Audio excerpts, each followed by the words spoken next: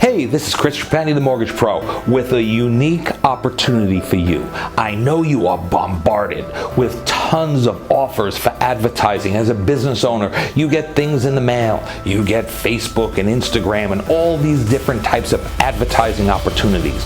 But there's one problem that all of those things do not address. They are temporary marketing.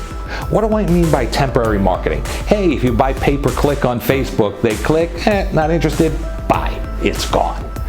What happens if you buy mailers? It goes in the mail and you receive a bunch of junk mail. I get this junk mail, and you probably do the same thing, and you throw it in the trash. Well, what we ask is this. What is better? Is it better to have permanent marketing or temporary marketing? Well, see, temporary marketing is thrown away. Do you realize that 94% of business cards are thrown away in less than a week? But permanent marketing obviously is going to give you a distinct advantage. Would you like to generate more business? That's a silly question. If you're a business owner, you want to generate more business. Now, what is the difference between you and the big superstars in your industry? You do transaction by transaction, but the superstars in industry, they're marketers. How much would you pay for each prospect that you marketed to? See, what I'm talking about here is permanent marketing. I have a tool, I have a trick, and I'm ready to share it with you to help you make more money.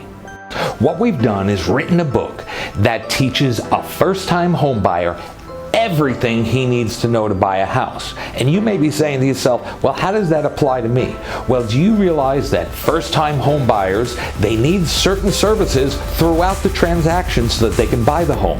And in the next 3 years, they spend much more money than an existing homeowner. So number one, you want to be in the right target with the right prospects for the right product. That's one. But two, permanent marketing, a book. So what do people do with a book? First of all, people don't throw books away. Do you throw books away? I don't.